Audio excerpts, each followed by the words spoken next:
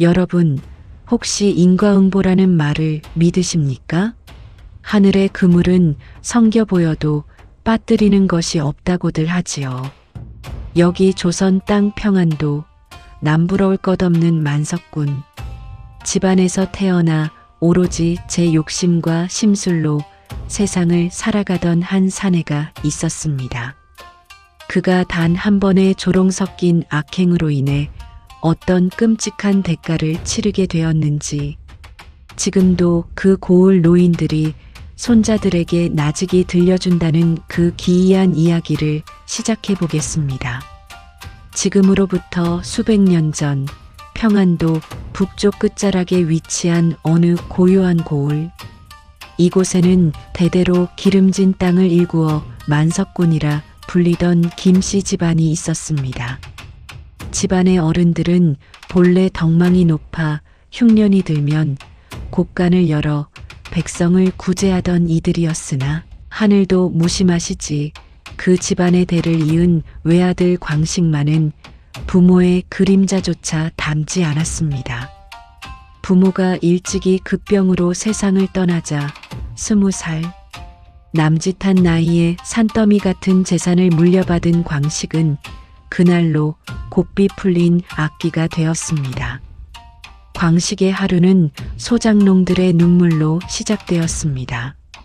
그는 해가 뜨기도 전에 마당에 자리를 깔고 앉아 곰방대를 입에 물고는 마을 사람들을 불러 모았습니다. 이놈들아, 올 농사가 이 꼴인데 내게 바칠 소장료가 이것뿐이더냐. 그의 고함은 산천을 울렸고 굶주림에 뼈만 남은 농민들은 땅바닥에 머리를 조아리며 용서를 빌기 일쑤였습니다. 하지만 광식은 그들의 사정 따위는 안중에도 없었습니다. 오히려 제 마음에 들지 않으면 죄 없는 소장농의 뺨을 갈기거나 애지중지 키우던 매를 풀어 사람을 위협하며 낄낄거렸습니다. 그의 집 창고에는 몇 해를 먹어도 남을 쌀이 쌓여 있었지만 쥐들이 쌀을 갉아먹을지언정 길가에 쓰러진 거지에게 밥 한 술 내어주는 법이 없었습니다. 마을 사람들은 그를 가리켜 사람의 탈을 쓴 승냥이라 불렀고 아이들은 그의 집 근처만 가도 울음을 터뜨렸습니다. 광식은 그런 사람들의 공포를 자신의 권력으로 착각하며 살았습니다. 비단옷을 휘감고 기름진 고기를 씹으며 그는 세상 천지에 자신보다 높은 이는 없다고 믿었습니다. 그러던 어느 해 겨울, 유난히도 매서운 칼바람이 불어 닥쳤습니다. 산짐승들도 얼어 죽는다는 혹독한 추위가 고을을 덮쳤고 가난한 이들의 집 굴뚝에서는 연기조차 나지 않던 그 정오 무렵이었습니다. 김씨 집안의 육중하고 화려한 소슬대문 앞에 마치 이 세상 사람이 아닌 듯 초라하고 기이한 그림자 하나가 멈춰 섰습니다. 그것이 광식의 운명을 뒤바꿀 재앙의 시작임을 당시에는 그 누구도 짐작하지 못했습니다. 대문 앞에 선 이는 허름하기 짝이 없는 누더기를 걸친 눈먼 노인이었습니다. 노인의 눈은 뿌연 막이 덮여 앞을 보지 못하는 듯했고 거친 손은 추위에 고바 지팡이를 겨우 움켜쥐고 있었지요. 노인은 갈라진 목소리로 대문을 향해 나직이 외쳤습니다. 여보시오. 집 주인장. 길 가던 눈먼 나그네가 사흘을 굶어 기력이 다했소이다. 그저 식은 밥 한 덩이만. 목숨을 부지할 만큼만 선처해 주실 수 없겠소? 마침 마당에서 사냥개를 매만지며 심심해하던 광식이 그 소리를 들었습니다. 평소 같으면 머슴들을 시켜 몽둥이질로 쫓아냈을 테지만 그날따라 광식의 눈빛에는 섬뜩한 장난기가 서렸습니다. 오호라, 오늘따라 손님이 찾아왔구나. 얘야, 저 노인네가 배가 몹시 고프다 하니 우리 집에서 가장 귀한 반찬과 쌀밥을 넉넉히 가져오너라. 광식의 갑작스러운 호의에 머슴 박서방은 눈을 동그랗게 떴습니다. 우리 주인님이 웬일이신가 싶어 부엌으로 달려가려던 찰나 광식이 박서방의 옷자락을 붙잡았습니다. 광식은 낮게 은졸였습니다. 부엌 구석에 어제 먹다 남겨서 개에게 주려던 쉰밥 있지? 곰팡이가 살짝 피어 냄새가 고약한 놈 말이다. 거기에 들기름만 살짝 쳐서 가져오너라. 눈먼 놈이 맛을 알겠느냐? 냄새만 좋으면 고기보다 귀한 줄 알고 처먹겠지. 박서방은 아연실색했습니다. 나으리, 그래도 어찌 사람에게 그런 것을. 짐승도 절레절레 흔들 밥이옵니다. 그러나 광식의 서슬 퍼런 눈빛에 박서방은 입을 다물 수밖에 없었습니다. 잠시 후 고소한 들기름 향이 덮인 그러나 속은 부패하여 시큼한 냄새가 진동하는 사발 하나가 노인 앞에 놓였습니다. 광식은 대청마루에 걸터 앉아 배를 내밀고 지켜보았습니다. 노인장, 내 특별히 우리 집에서 제일 가는 쌀밥을 내왔으니 남기지 말고 다 드시게. 노인은 떨리는 손으로 사발을 받았습니다. 코끝을 찌르는 악취에 잠시 노인의 손이 멈칫하는 듯 보였습니다. 그러나 이내 노인은 허겁지겁 그 쉰 밥을 입안으로 밀어넣기 시작했습니다. 시큼한 밥알이 목구멍을 넘어갈 때마다 노인은 연신 고개를 숙이며 고맙소이다, 나으리. 참으로 맛이 좋소이다라고 말했습니다. 그 광경을 보던 광식은 급기야 허리를 젖히며 대소동을 벌였습니다. 하하, 저 늙은이를 보아라. 개밥을 꿀맛이라며 먹는구나. 역시 눈먼 놈들은 똥인지 된장인지 구분도 못하는 법이지. 광식의 비웃음 소리가 담장을 넘어 고을 전체에 울려 퍼졌습니다. 노인은 묵묵히 마지막 밥알 하나까지 다 긁어먹은 뒤 빈 사발을 내려놓았습니다. 그리고는 앞이 보이지 않는 눈을 들어 정확히 광식이 있는 방향을 응시했습니다. 그 순간 광식은 묘한 소름이 돋았지만 그저 기분 탓이라 여기며 노인을 문 밖으로 내동댕이 쳤습니다. 배를 채웠으면 어서 꺼지거라. 재수없게 눈먼 놈이 내 집 마당을 더럽히기는. 노인이 떠나고 며칠이 지났을까요? 고을의 날씨는 더욱 매서워졌고 김광식은 그날의 장난을 까맣게 잊은 채 여느 때처럼 비단 이불 속에서 늦잠을 자고 있었습니다. 그런데 그날 밤 기이한 일이 벌어지기 시작했습니다. 방 안 어디선가 사각거리는 소리가 들려오더니 코끝을 찌르는 지독한 악취가 진동하기 시작한 것입니다. 그것은 다름 아닌 며칠 전 그 눈먼 노인에게 대접했던 바로 그 쉰밥의 냄새였습니다. 광식은 벌떡 일어나 소리쳤습니다. 여봐라, 누가 방 안에서 음식물을 썩히고 있는 것이냐? 당장 박서방을 불러라. 하지만 방 안에는 아무것도 없었습니다. 박서방이 달려와 방 구석구석을 살폈으나 냄새의 근원을 찾을 수 없었습니다. 이상한 것은 그뿐만이 아니었습니다. 광식이 다시 잠이 들려 눈을 감으면 귓가에 낮고 음산한 목소리가 들려왔습니다. 맛이 좋구나. 참으로 귀한 대접이로다.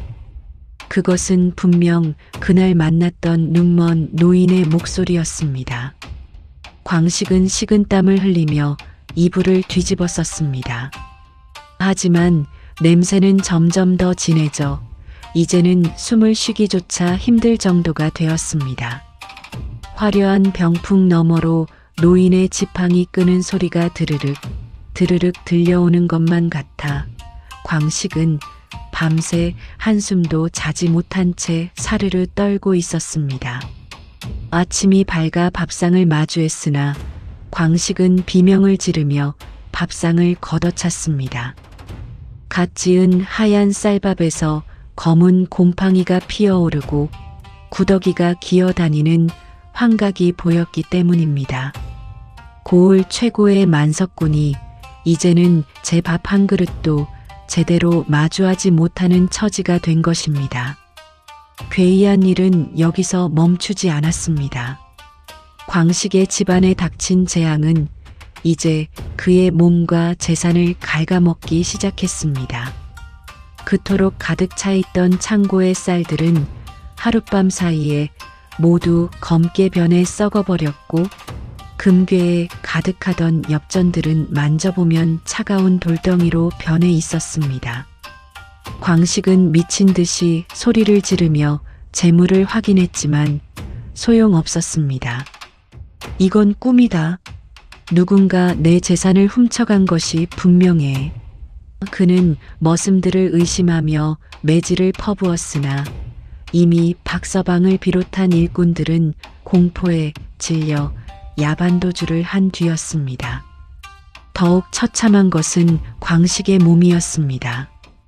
기름진 음식을 그렇게 탐하던 그였건만 이제는 어떤 음식을 입에 넣어도 쉰밥의 맛이 느껴져 삼킬 수가 없었습니다. 불과 보름 만에 만석군 광식은 뼈만 앙상하게 남은 해골 같은 몰골이 되었습니다. 그의 눈은 점점 흐릿해지더니 급기야 그가 비웃었던 노인처럼 앞이 보이지 않게 되었습니다. 어둠 속에서 광식은 허공을 휘저으며 울부짖었습니다. 누구냐? 누가 나를 이렇게 만든 것이냐?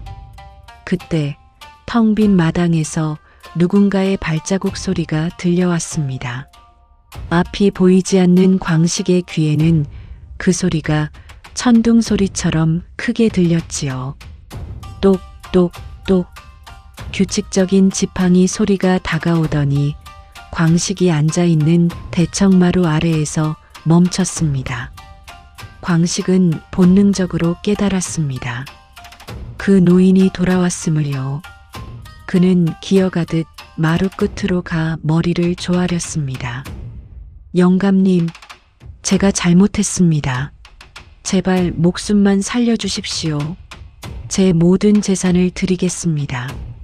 그러나 돌아온 것은 서늘한 바람소리와 노인의 나직한 웃음뿐이었습니다. 광식의 집안에 재앙이 닥쳤다는 소문은 순식간에 고을 전체로 퍼져나갔습니다. 그토록 위세당당하던 만석군 집안의 담벼락은 이제 잡초만이 무성해졌고 화려하던 기와지붕은 비가 새기 시작했습니다. 하지만 그 누구도 광식을 돕기 위해 나서는 이는 없었습니다.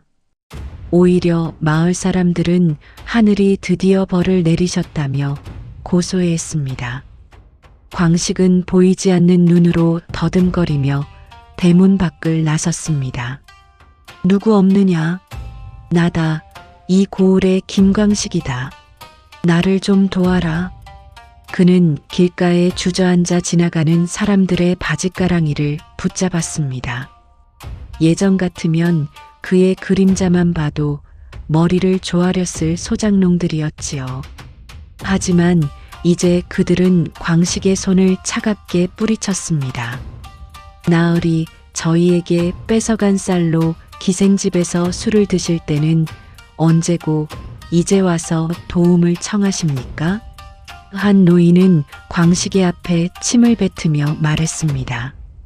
당신이 그 눈먼 영감님께 준 쉰밥, 이제 당신이 평생 먹게 될 것이요. 광식은 억울함에 가슴을 쳤습니다. 내가 내 돈으로 내 밥을 준 것이 무슨 죄란 말이냐? 그는 여전히 자신의 잘못을 깨닫지 못한 채 허공을 향해 삿대질을 해댔습니다.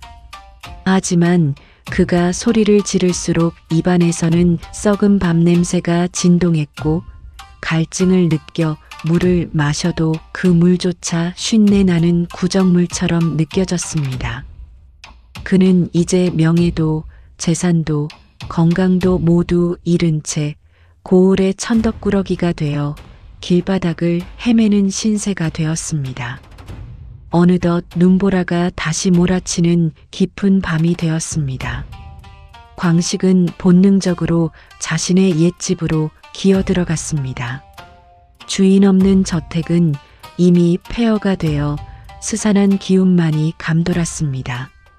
배고픔과 추위에 몸을 떨던 광식의 코끝에 갑자기 아주 익숙하고도 고소한 들기름 냄새가 풍겨왔습니다. 아, 밥이다. 밥 냄새야. 광식은 보이지 않는 눈을 부릅뜨고 냄새가 나는 부엌 쪽으로 기어갔습니다. 부엌 바닥에는 김이 모락모락 나는 하얀 쌀밥 한 그릇이 놓여 있었습니다. 광식은 그것이 누구의 것인지 왜 거기 있는지 따질 겨를도 없이 두 손으로 밥을 움켜쥐었습니다. 드디어 제대로 된 밥을 먹는구나. 그는 미친 듯이 밥을 입에 넣었습니다. 하지만 첫 술을 넘기기도 전 그의 얼굴은 경악으로 일그러졌습니다. 혀끝에 닿는 맛은 고소한 쌀밥이 아니라 혀를 찌르는 듯한 부패한 악취와 구역질 나는 쉰 맛이었습니다. 그가 씹고 있는 것은 밥이 아니었습니다. 눈을 비비고 다시 보니 환각 속에서 잠시 눈이 떠진 듯 그가 움켜쥔 것은 시꺼멓게 썩어 문드러진 흙덩이와 오물들이었습니다. 광식은 그것을 뱉어내려 했지만 이상하게도 그의 손은 멈추지 않고 계속해서 그 오물을 입안으로 밀어 넣었습니다. 마치 누군가 뒤에서 그의 팔을 조종하고 있는 것처럼 말입니다. 비명조차 나오지 않는 목포 구멍으로 썩은 것들이 꾸역꾸역 들어차기 시작했습니다.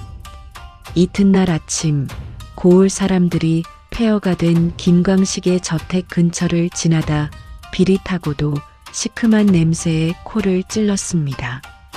냄새를 따라 부엌으로 들어간 이들이 목격한 것은 참혹한 광경이었습니다.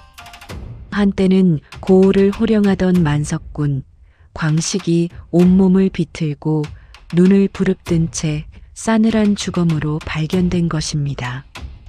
그의 입안과 목구멍에는 짐승도 먹지 않을 썩은 흙과 구정물이 가득 차 있었고 손은 여전히 그 오물을 입으로 밀어 넣으려는 듯 굳어 있었습니다.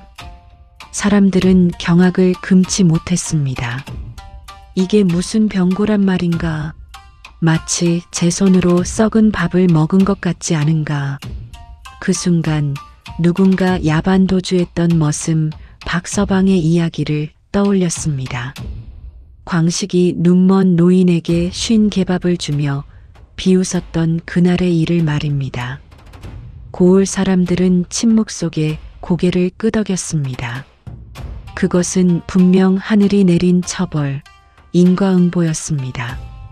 자신이 뿌린 악행의 씨앗을 스스로 거둔 셈이었지요. 광식의 시신은 거두어주는 이 하나 없이 가마니에 쌓여 산기슭에 버려졌습니다. 그의 그 많던 재산은 관가로 환수되거나 소장농들에게 돌아갔고 김씨 집안의 명성은 그렇게 역사 속으로 사라졌습니다. 하지만 사람들은 여전히 밤이 되면 그 폐가 근처를 지나기를 꺼렸습니다. 바람이 부는 날이면 어디선가 맛이 좋구나. 참으로 귀한 대접이로다. 하는 음산한 노인의 목소리와 함께 광식의 처절한 비명이 들려오는 것만 같았기 때문입니다. 세월이 흘러 흐른 뒤 김광식의 저택이 있던 자리에는 잡초만이 무성한 폐허만이 남았습니다. 이제는 그 화려했던 자취를 찾을 길 없지만 고을 노인들은 여전히 손자들에게 이 이야기를 들려주곤 합니다. 함부로 남을 조롱하지 마라. 내가 건넨 쉰밥 한 그릇이 언젠가 내 목을 죄는 올가미가 되어 돌아올지 모르니 말이다. 하늘의 그물은 성겨 보여도 빠뜨리는 것이 없다고 했습니다. 눈앞의 이익과 탐욕에 눈이 멀어 사람 귀한 줄 모르고 폐악질을 일삼던 사내의 최후는 우리에게 깊은 서늘함과 함께 묵직한 교훈을 남깁니다. 오늘 밤 혹시 누군가에게 상처를 주는 말이나 행동을 하지는 않으셨나요? 깊어가는 밤 바람에 흩어지는 옛 이야기가 당신의 마음에 자그마한 파동을 일으키기를 바라며 이야기를 마칩니다.